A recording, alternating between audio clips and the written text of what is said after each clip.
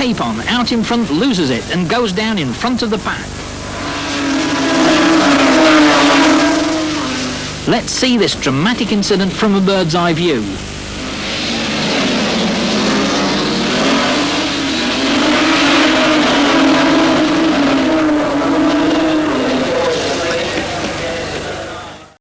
The winner's line is the race winner, Andy Watts.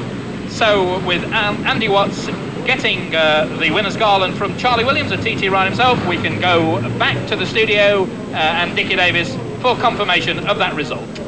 And there you see it, Andy Watts winning the race, just receiving his laurel. Neil Mackenzie in second place, and Steve Chambers, who had led at some point, down in third place at the end there. All competitors have to select their bikes by pulling their keys out of the hat. And to supervise this thing, we see veteran rider Charlie Williams and Bob Cox, Bruce Cox, in fact, the organiser of the series, Ray Swan, the reigning champion in this championship, pulling his key out. Kevin Mitchell there, waiting to get his, and there is Ken Irons. So all the riders then have no knowledge whatsoever of what bike they're going to get in advance. And Barry Sheen, this system of pulling the keys out of the hat must be a good thing to make sure nobody has a quicker bike than the rest, or at least if they do, it's by luck, not judgment. So here we go, in picture now, number 4, Neil Mackenzie, quick wave to the camera, hello mum, we know all about that.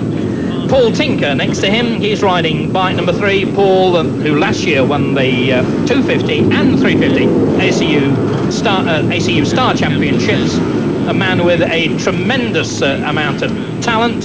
So Graham Cannell then on the far side of the grid, Andy Watts next to him, a man who works in a bank in Kings Lynn when he's not racing motorcycles. See, there's a gap there on the grid there. In fact, it's not. It's Graham Cannell on the far side, Andy Watts next to him, then Paul Tinker, then Neil Mackenzie, then Steve Chambers. Well, you're a bit of a fan of Steve Chambers, aren't you, Barry? Yeah, I certainly am. This is the bit that scares me, is the first corner after the start. Well, they're all looking forward. It's a clutch start. They'll have a 10-second warning and away they go.